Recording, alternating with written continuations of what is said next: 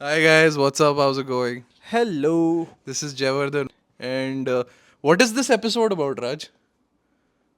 This episode is about lots of things. What are those things? Can you please elaborate? I believe we are going to be talking about the recent announcements related to the awarding of Bharat Ratnas by the President of India Who was it awarded to? It was awarded to to, PV s- Narsimha Rao. to several outstanding personalities Yes, but from India. yeah. Karpuri Thakur, Chaudhary Charan Singh, M.S. Swaminathan, Hmm. the agricultural economist Shri L.K. Advani, Yeah. and also P.V. Narsimha Rao. Yeah. But I think the focus of today's discussion is PV Narsimha Rao. Also, another Yes. important development from an historical standpoint is that the previous Prime Minister of the Indian Union, Manmohan Singh, is not a member of Rajya Sabha anymore. So, two stalwarts who were essentially responsible for liberalization, globalization, and also taking India into a new generation, a post Soviet generation. These two political leaders and their contribution towards the country is the focus point of our discussion today.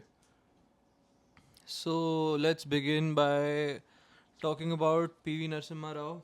PV Narsimha Rao was born in 1921 in this place called Karimnagar, which is now in Telangana. Around that time, it used to be inside the Nizami territory. He was born in a Niyogi Brahmin family. He was a stalwart in multiple languages and was also a lawyer.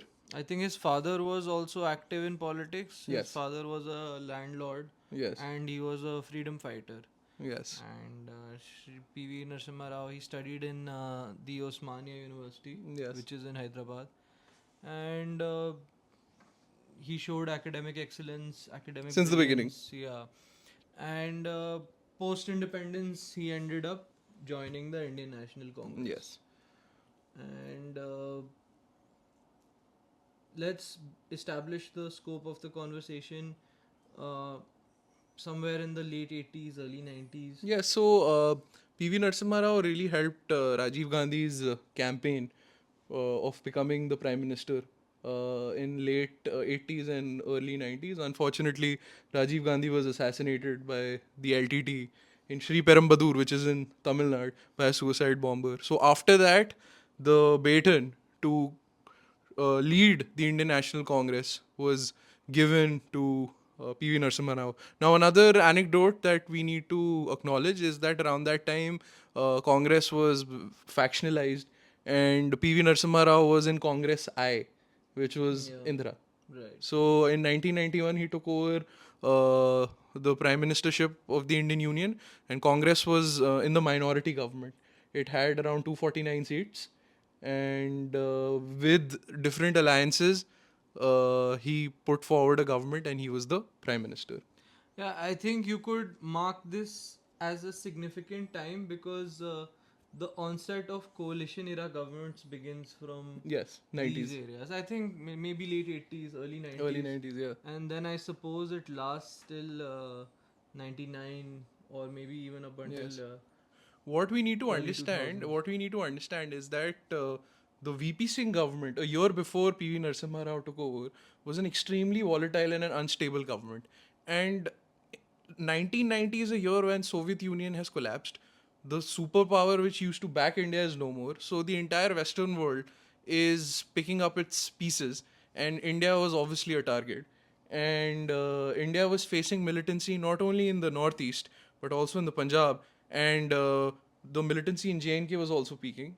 There were constant threats from our neighbors, and in that extremely volatile political environment, PV Narasimha Rao had to take up the charge. And not to mention that our economic situation was also very, very dire. We were in a lot of debt, and there was a lot of international pressure on the Indian state to liberalize and come out of the cocoon of a socialist economy that was brandishing for almost 45 years. Yeah, India was in like a balance of payments crisis. We had a very small reserves of foreign exchange left, And I mean, you had these reforms kind of tight leashed by the International Monetary Fund also, but a very, effective job was done in India by Sri PV Narsimha Rao, naturally Manmohan Singh, and to which they have received due credit also. By and large, people acknowledge their contributions Yes. to ending the license Raj as it was, because building up a friendly environment for liberalization, privatization, and globalization, it requires you to dismantle the Inspector Raj, an extreme amount of red tapes, and that kind of facilitated more foreign investment, competition, liberalized economic framework in India. Could you explain to our viewers what license Raj is exactly? Well, Raj. License Raj is hilarious. Large. License large. Yeah, no. Did I say large? You I said said license large. large. License large. License large. License Raj. Yeah, forgive my Slip of tongue, it's slip fine. of tongue. License Raj is a term which kind of refers to the overall socialist economic framework in pre 1991 India, where even basic amounts of industrial activity required large number of approvals, licensing, and permissions to be granted by the government, both at the state level and at the central level, resulting in a disproportionate amount of power being enjoyed by uh, tax inspectors, customs inspectors, executive magistrates, and police officials. As a result of which, a term was coined which was called Inspector Raj also. So people colloquially use terms like License Raj, Inspector Raj to refer to pre 1991 India, because the state apparatus enjoyed too much power to license, regulate, and it was not conducive for any kind of business activity. Foreign investors, as a result, were effectively crowded out. And when the balance of payments crisis manifested itself, it was an opportunity to reform this economic framework. The IMF also facilitated it, and I think better sense prevailed, because not to express my biases here, but I am personally against excessive state interference. I think another very good foreign, how should I put this, foreign relations move that was indulged in by the PV Narasimha Rao government was when the Soviet Union disintegrated. A lot of uh, a lot of states started emerging, a lot of countries started emerging in Central Asia.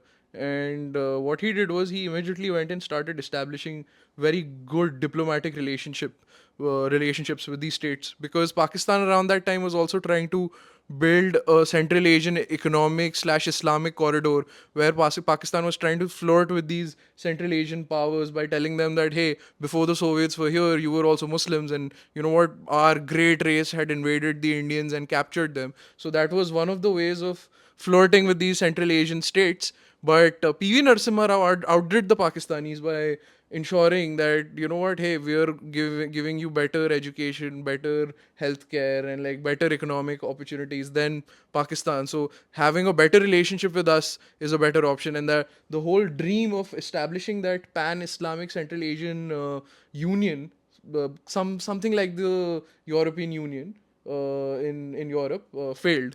And that's precisely thanks to PV Narasimha Rao. Yeah. I mean, also prudent foreign policy at the part of PV Narasimha Rao does not surprise me one bit. He was foreign minister before becoming the prime minister. So you have a deeper insight into India's external affairs, the requirement to maintain a certain kind of relationship with the Central Asian states, the post-Soviet countries, etc. So there is an element of a high amount of political expertise and experience, both as a statesman and in government, that kind of reflected in his foreign policy approach. I mean, to think of it, he's probably one of, before he becomes the prime minister of India in the early 90s, he's probably one of the most experienced statesman regardless. He Yes. served as the Chief Minister of Andhra Pradesh. Yeah. He served as the Union Home Minister. He has served as the External Affairs Minister. That in itself is a very illustrious political career. So there was a lot of experience. Yes, absolutely.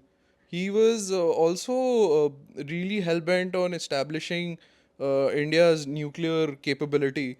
In fact, the Pokhran tests were the dream child of PV Narsimha Rao, and that baton was eventually taken over by the BJP government, eventually, which took over after the PV Narsimha Rao government resigned. So a lot of policies that we see BJP establishing today were basically the child of the PV Narsimha Rao government, which was basically ruling from 1991 to 1996. Yeah, I mean, there's a famous incident which, on record, another very important and respected statesman of India, late Shri Atal Bihari Vajpayee, went on record to say that, you know, PV Narasimha Rao kind of told him that the bomb was ready. Yeah, And then Mr. Vajpayee later said that he only did the job of kind of pushing the button. exactly. So there is a famous incident where Mr. Vajpayee said on record that Mr. Shri P.V. Narasimha Rao had told him कि सामग्री तैयार है, which in English translates to the ingredients are ready. And Yeah. naturally, in a very competent fashion, the Atal Bihari Vajpayee government continued that trajectory. It was a fairly touching example of bipartisan efficiency when it comes to national priorities. Subramaniam Swamy was also an advisor to that government, if I'm not mistaken. Well, I think he Yeah. was a Minister of Industry, Commerce and Industry. I'm not sure. Oh, I'll yeah, have to but check. he also played a significant role in advising the Manmohan Singh government In around the that time. LPG reforms, or In the economic reforms. yeah, Yeah, right. exactly. Yeah, he was. So I think during the time of, we'll have to check this. We'll Yeah. correct ourselves in the description if I'm Yeah. wrong. But I think at the time of the liberalization reforms, Mr. Swamy was the Minister for Commerce and Industry. Commerce and industries. Fair enough. So, can we take the conversation towards Manmohan Singh ji and his contribution towards economic policies? Given that the current government has also came out and praised Manmohan Singh ji's work so much. Yeah, I mean, Manmohan Singh ji is one of the finest academicians Hmm. who has ever been in government in India, in my view. And I think that that kind of policy making brain to be actively involved in as the Prime Minister of India, prior to that, Finance Minister, Mhm. RBI Governor. I think India has been fortunate. There was a lot of prudent policy making at the time. We also know that the LPG reforms were driven through with most efficiency by Manmohan Singh. He received political support and political shielding from Narsimha Rao ji, but the logistics and the operations of the whole reforms were kind of led by Mr. Manmohan Singh ji. Following that, in economic policy making circles, we saw what Indians call the golden era of Indian economic growth, because we had withdrawn these license Raj related structures, so investment was increasing. So 2003 to 2008 excuse me, we start enjoying, or the dividends of the LPG reform start accruing to the Indian public.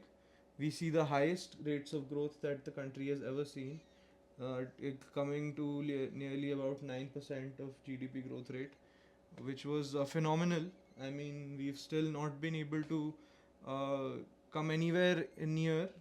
We maintain somewhere around 7 to 7.5, even in a good quarter now, which is also great. Naturally, the that high rate cannot be maintained throughout. That was 2004, right? If I'm not wrong. This is the whole period of 2003 to 8. 3 to 8. 2004. Yeah. God. So in that we touched very high rates of economic Hmm. growth. and I think the dividends of which still accrue to many Indians. Absolutely.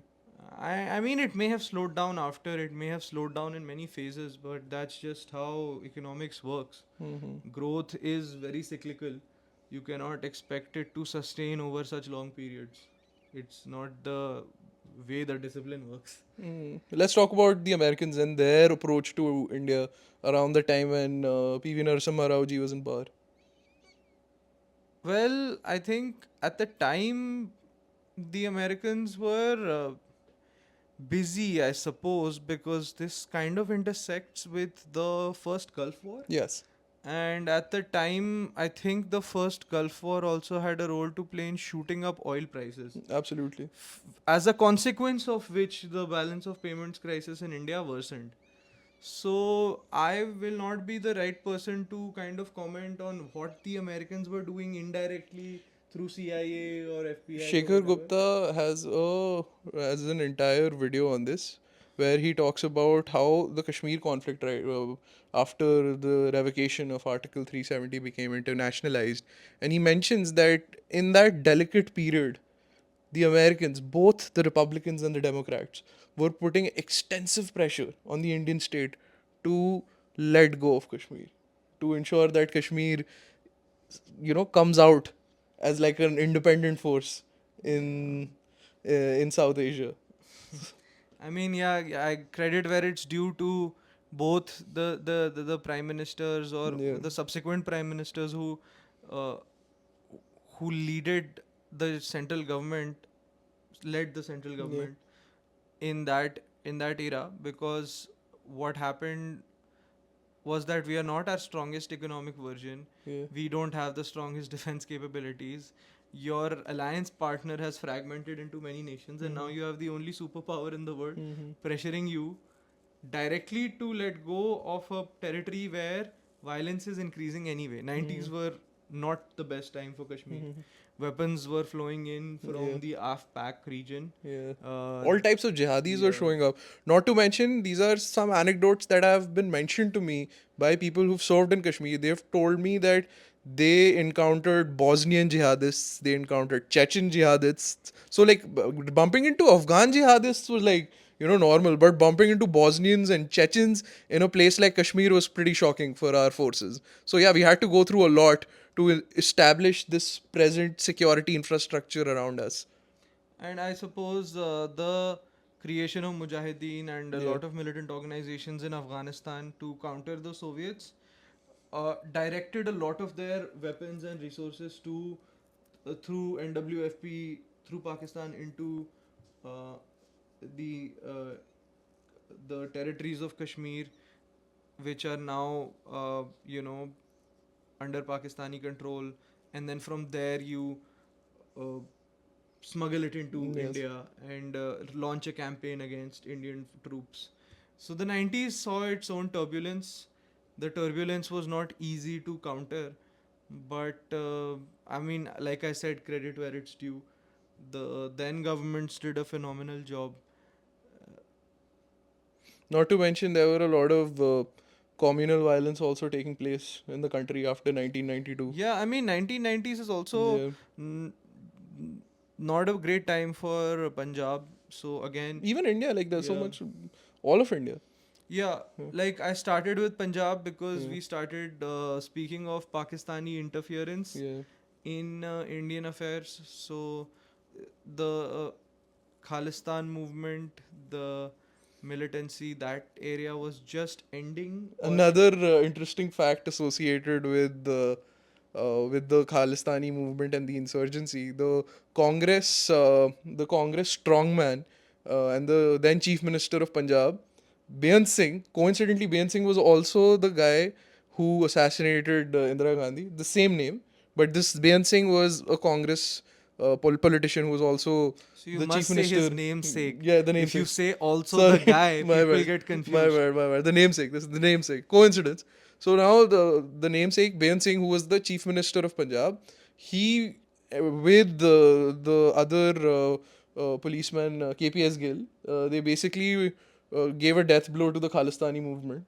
And in 1995, if I'm not wrong, Beant Singh was assassinated by a suicide bomber in Chandigarh, right outside the legislative building. So that's how bad the situation in India was. And that's what the PV Narsimha Rao government was dealing with. Yeah, So, I mean, 95, you have the Punjab chief minister yeah, who's assassinated. It's still a big blow big blow. and n- an indication of a turbulent time. Prior to that, you had the disturbances related to the communal violence of the issues in Ayodhya Yeah, and their national repercussions. And to have to kind of steer through these turbulences requires a lot of grit. I mean, even today, India enjoys a lot of political stability. Touch wood for that. Thank God for that, rather.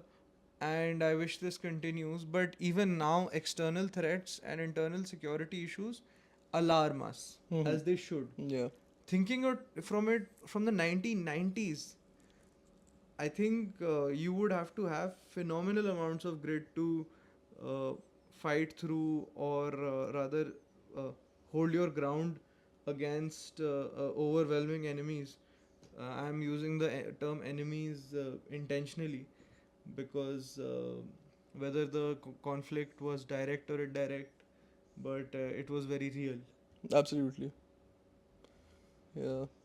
So I think We can conclude this yeah, we can conversation. conclude this brief conversation that we had because the moment was pretty significant.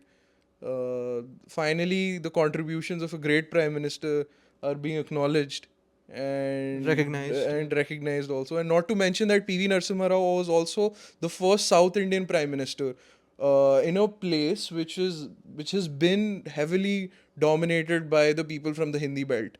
Yeah. So coming to a place like this, which was very foreign to you, specifically with respect to language and traditions and like the general get up, and then establishing yourself as a stalwart, he was a phenomenal prime minister. So that brings us to the Yeah, end of our conversation.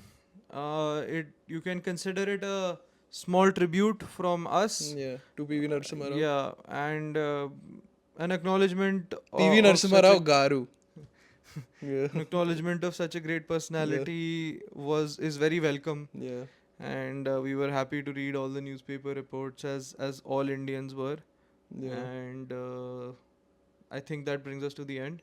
yeah, Thank you so much for joining us. yeah. I hope we can continue to have these engaging conversations with you and And spark a please little bit of interest on your part. subscribe, kar do, like Um, and subscribe. Please like and subscribe and Send share. it across to everyone that you know, man. It's Yeah, just like it's good content, dude. Come on. yeah. I mean, at least we're talking about good things. Like, we're not making, not to judge anybody, but you're not numbing your brain when you're watching us. At Yeah, least judge us all you want. Write in criticism, write constructive criticism. Tell us how we can improve. Tell us where we can improve. Share, like, subscribe. yeah. I think we've spoken a lot. Thank you so much for Thank you so joining much. Bye, us. guys. Bye Love bye. you.